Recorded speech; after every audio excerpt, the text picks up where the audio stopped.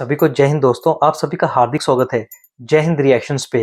आशा करता हूँ कि आप सभी लोग बहुत अच्छे होंगे। तो आज की दमदार और इंटरेस्टिंग डिबेट में आप देखेंगे भारतीय शेरनी याना मीर को, जो कि एक कश्मीरी महिला पत्रकार हैं।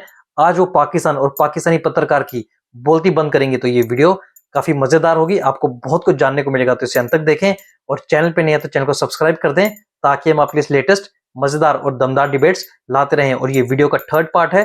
फर्स्ट और सेकंड पार्ट हम ऑलरेडी आपके लिए चैनल पर डाल चुके हैं, जिसे आप लोगों ने बहुत ज्यादा प्यार दिया था थ्रू मैसेजेस और कमेंट्स। तो इसे भी अंत तक देखें। तो चलिए पहले इस वीडियो को देखते हैं और अंत में इसके बारे में बात करेंगे। जय हिंद, जय भारत।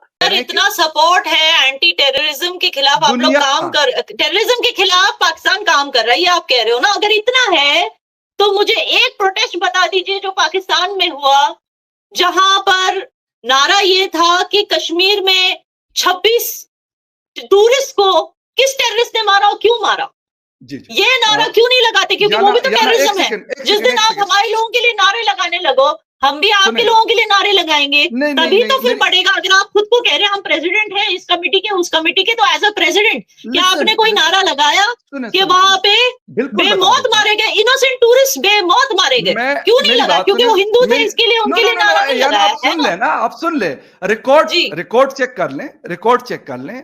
पाकिस्तान के प्राइम मिनिस्टर की तरफ से, पाकिस्तान के फॉरेन मिनिस्टर की तरफ से, मेरे ख्याल में ये एक दफा नहीं, ऑपरेशन सिंदूर से पहले ये 10 दफा वो कह चुके थे कि भाई हमें अफसोस है उन इनोसेंट लोगों के कत्ल के ऊपर जो पहलगाम में उनकी जानें ली गई। ये प्राइम मिनिस्टर शहबाज शरीफ का स्टेटमेंट है, रिकॉर्ड पे मौजूद है। ये इसाक डार डिप्टी प्राइम मिनिस्टर और फॉरेन मिनिस्टर है, उनका मौजूद है, आप देख लीजिएगा। अगर आपको नहीं मिला तो मुझे बता दीजिएगा, मैं बिल्कुल आपको ये भेज दूंगा, ये क्लिप भेज दूंगा उनकी इस स्टेटमेंट का। मतलब अभी भी आप गूगल करेंगे तो आपको एक तरफ से आप दिखाते हो कि भारत ने, हिंदू गवर्नमेंट ने कश्मीर में कब्जा किया, दूसरी तरफ आप कहते हो कि हमें अफसोस है कि वहां पर हिंदू मारे गए। एक मिनट, सिर्फ अफसोस की बात नहीं है। पाकिस्तान ने क्या कहा, कहते जिसके ऊपर आपको तसल्ली हो उसको इन्वेस्टिगेशन के लिए ले आइएगा। आपको जिसे कहते हैं कि मतलब क्या कहते हैं, स्कॉटलैंड यार्ड के ऊपर यकीन है, यूनाइटेड नेशन की टीम के ऊपर यकीन है, या जिसके ऊपर आपको यकीन है उनको ले आकर उनसे इन्वेस्टिगेशन करवा दी। तो इससे ज्यादा पाकिस्तान और क्या कहता जी। और फिर आप लोगों ने 6 मई को हमला कर दिया और कहते नहीं जी हमने तो पाकिस्तान को बस जिसे कहते हैं उड़ा के रख देना है। और फिर भी एक दोस्त मेरे मुझे बता रहे थे इंडिया के, कहते हैं अवाम खुश नहीं है। मैं कहा अवाम क्या चाहती है? कहते अवाम चाहती है कि सही जो है ना, मतलब पाकिस्तान को सब हस्ती से मिटा दो। मैं कहा खुदा का खौफ करो यार, इस तरह तो ना करो ना, मतलब 9 जगहों पे आप लोगों ने हमले कर दिए और क्या चाहते हो? कहते नहीं अवाम कहती है कि सही बस इस दफा ना पाकिस्तान बस खत्म हो। आपको क्यों लगता है, आपको क्या लगता है कि इस तरह के अटैक करके इंडिया को क्या फायदा होगा? आपको क्या लगता है हमें क्या फायदा हो रहा है पाकिस्तान को बार बार ब्लेम करके कि हम अटैक करेंगे? भाई अटैक्स में भी पैसा लगता है, अटैक्स में भी रिस्क होता है कि हम अपने सिक्योरिटी ऑफिशियल्स को खो देंगे, लेकिन हमने फिर भी अटैक किया। हमने इतना बड़ा रिस्क क्यों लिया? हमने खर्चा क्यों किया? और हमें पाकिस्तान को ब्लेम करके क्या मिलेगा, ये बता दीजिए जरा। देखिए बात सुने ना याना, अगर हम ये वाली बात करें ना कि हमला अगर आप इस तरीके से करें ना, पाकिस्तान ने अफगानिस्तान के अंदर जब हमले किए तो पाकिस्तानियों ने यही कहा कि भाई आप अगर अपने मतलब इस तरह की चीजों के लिए अफगानिस्तान पे हमले कर देंगे तो फिर तो रोज आप हमले करते रहेंगे। तो फिर तो हिंदुस्तान रोज अगर कोई वहां पे अगर कोई इंसिडेंट छोटा सा या बड़ा सा होता है कश्मीर के अंदर या किसी इंडिया के किसी भी कोने में, वो कहेंगे चलो जी चढ़ दौड़ो पाकिस्तान के ऊपर। देखिए मसाइल हमारे लिए अगर हमें गलत ब्लेम करना होता, अगर हमें गलत इल्जाम लगाना, आप हम पर ये इल्जाम लगा रहे हैं कि हम गलत इल्जाम लगा रहे हैं, ठीक है। अगर हमें गलत इल्जाम लगाना होता फकर साहब, तो हम गुजरातियों पे इल्जाम लगा लेते, उड़ीसा के लोगों पे इल्जाम लगा लेते, क्योंकि उनको कंट्रोल करना तो ज्यादा इजी होता। हमें क्या जरूरत थी फिर पाकिस्तान आके क्रॉस बॉर्डर वॉर करने की? हमें क्या जरूरत थी आपको अटैक करने की? हम तो अपने में से किसी को फंसा लेते। अगर फंसाने की बात है, हम क्यों गलत इल्जाम लगाएंगे पाकिस्तान पे? किसी को क्या मिलेगा? क्या यूएन ने डेजिग्नेट नहीं किया कि जिन जिन के हमने नाम लिए हैं, जो आज तक मास्टरमाइंड्स रहे हैं हमारे अटैक्स में, हमारे सरजमीन पे जो अटैक्स होते हैं, जिन जिन के हमने नाम लिए, उनको तो यूएस ने भी, कई बॉडीज ने भी टेररिस्ट डेजिग्नेशन दे रखा है, कह रखा है कि पाकिस्तान, देखिए एक तरफ पाकिस्तान अगर बिहेव करेगा कि हम, ये एक मुखौटा है कि हम टेररिज्म के खिलाफ है, ये एक मुखौटा है, और ये मुखौटा पाकिस्तान को पहनना जरूरी क्यों था?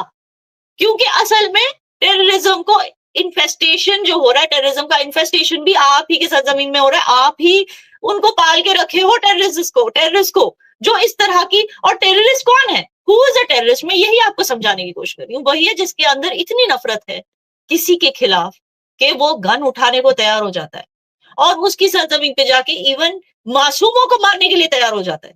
इतनी नफरत उसके अंदर भर दी जाती है। ये तो आप ही की सरजमीन पे होता है ना। ये नफरत कहाँ भरी जाती है?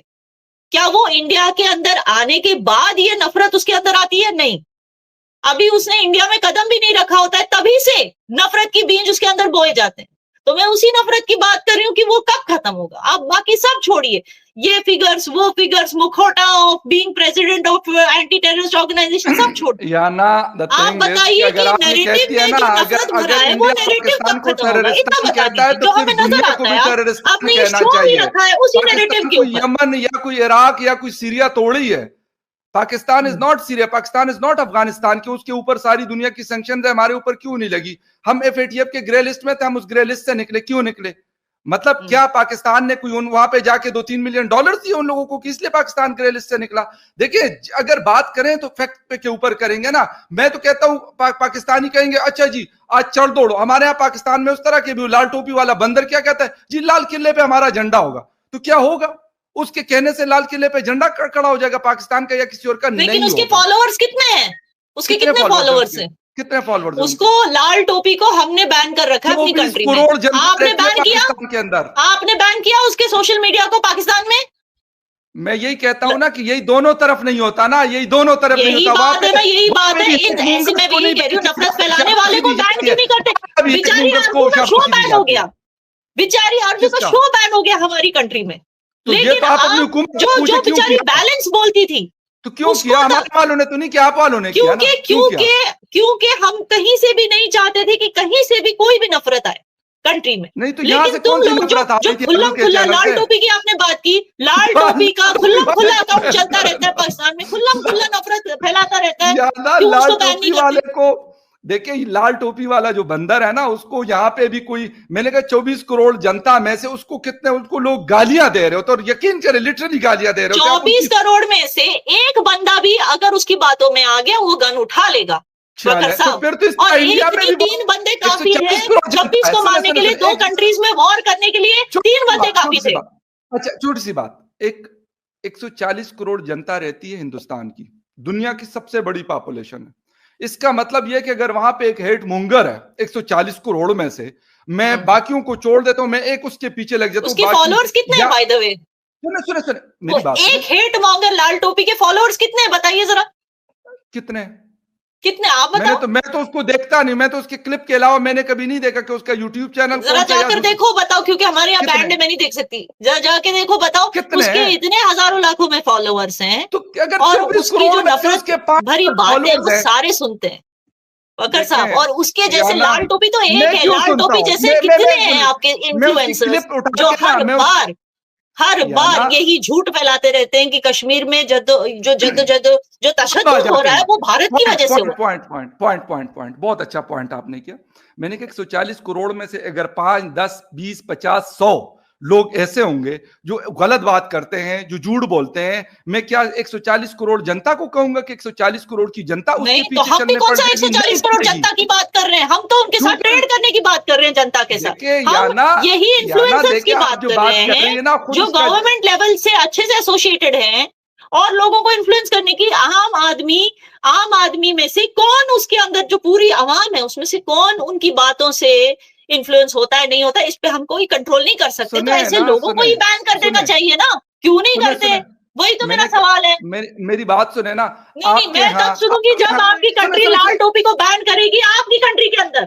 सुने करे लाल टोपी वाला, हमें जिस लाल टोपी वाला सोने का अंडा देता है ना, वो हमें ना दे। मैं तो कब से कह रहा हूँ कि लाल टोपी वाला जब से सोने का अंडा देता है, ये ना दे हमें यार, हमें सोने का अंडा उसका नहीं चाहिए, माफ कर दो हमें, ठीक है? मैं तो यहाँ इस्लामाबाद में बैठ के ये बात कर रहा हूँ। लेकिन देखिए, जिस वक्त 6 मई को हुआ, उस वक्त आपके बड़े बड़े टीवी चैनल्स, पाकिस्तान का कोई एक चैनल दिखा दे कि इस तरह की कोई रिपोर्टिंग उसने की हो। क्या क्या कहा जा रहा था? लाहौर आ गया, कराची आ गया, इस्लामाबाद आ गया, पेशावर आ गया। देखिए, वो अगर किसी की नजर लाहौर पे, कराची पे है आप अगर बचा सकते हैं बचा लीजिए, उसकी बात नहीं हो रही है। टेरिटोरियल हमें अटैक करना होता हम कब कर लेते, हमने नहीं किया। प्रेसिशन अटैक से मिनिमम कोलैटरल डैमेज के साथ, ठीक है ना, लेकिन इसके लिए मजबूर भी आप ही लोगों ने किया, ठीक है ना। देखो जब जहर उगलोगे यार, जब जहर उगलोगे जहर ही आएगा। इतना सारा जहर एक लाल टोपी उगल देता है, एक लाल टोपी जैसे कितने सारे हैं वहां पर जो इतना गंदा जहर उगलते रहते हैं भारत के खिलाफ, हिंदुओं के खिलाफ, तो वो जहर आपके पास वापस आएगा ही। कभी एयर स्ट्राइक के द्वारा आएगा, कभी किसी और तरीके से आएगा, कभी एफएटीएफ की लिस्ट में चले जाओ, कुछ ना कुछ होगा। चले खैर, मीडिया का तो ये होता रहता है। हमारे मीडिया ने तो शायद लाइट भी बंद कर दी थी कि आधा भारत जो है उसमें लाइट चली गई, ऐसा कुछ भी हुआ था। तो ये तो खैर चलता रहता है मीडिया के साथ, लेकिन खैर ये हमारी बात जो है वो कभी भी खत्म होने वाली नहीं है। तो इसलिए मैंने आप दोनों को रोक दिया है कि बस करें, बाकी के नेक्स्ट शो में कभी सर फोड़ लेंगे एक दूसरे का। लेकिन ये जरूर है कि बिल्कुल याना जैसे कह रही है, कोई हल होना चाहिए। और इस तरह से जो हमारे यहाँ बोला जाता है नॉन स्टेट एक्टर्स का नाम लिया जाता है, ये कहा जाता है, उसके ऊपर कंट्रोल होना चाहिए। जहां तक किसी को ब्लॉक करने का या बैन करने की बात है, तो याना लाल टोपी वाले तो आप लोगों ने किए, लेकिन आप लोगों ने मेरा चैनल भी बैन कर दिया, मुझे पाकिस्तान ने भी बैन कर दिया। मजे की बात ये हुई, उस पर आदित्य राजकोल ने ट्वीट भी लगाई, कहते आरजू दोनों तरफ बैन हो गई। तो मुझे तो ये देखने को मिला कि मेरा चैनल आपके केस में तो आप बैन हो गई थी, नफरतें इतनी फैल गई थी आरजू, मैंने खुद को बैन कर दिया ट्विटर से और यूट्यूब से। बिकॉज देखो जहां पर सोल्यूशन होता है ना आरजू, मुझे लगता है वही बात करनी चाहिए।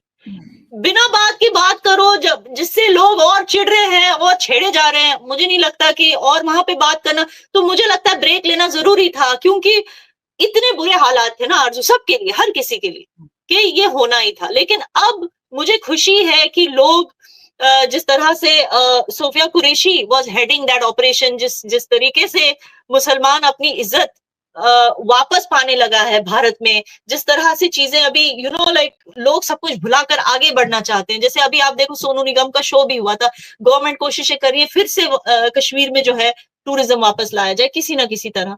तो बहुत सारी चीजें जो हो रही है और इसका मोमेंटम टूटना नहीं चाहिए। फिर से किसी लाल टोपी की बातों को सुनकर इन्फ्लुएंस होकर कोई गन उठाकर मुंह उठाकर हमारी कंट्री में आ जाए, वापस ऐसा अटैक कर ले, ये हम नहीं चाहते। इनफैक्ट हम चाहते हैं कि और इकोनॉमी हो और ट्रेड बूस्ट हो, इसकी वजह से और शोज होने चाहिए ताकि हम इस पर डिस्कशंस कर सकें।